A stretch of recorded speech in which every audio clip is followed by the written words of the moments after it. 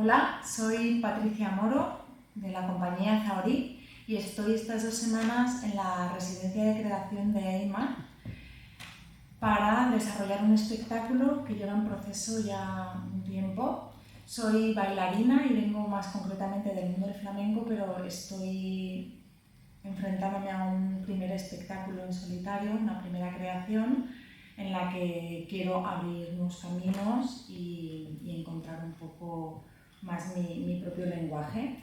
Para eso esta semana me está ayudando a concretar más sobre la dramaturgia del movimiento y del espacio, y también gracias a una persona que me está acompañando, que es Lipi Hernández, y estamos intentando concretar y bajar a tierra todas esas ideas que están en el imaginario.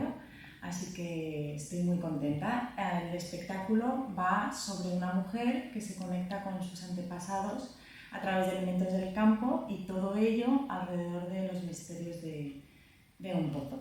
Así que ahí estamos.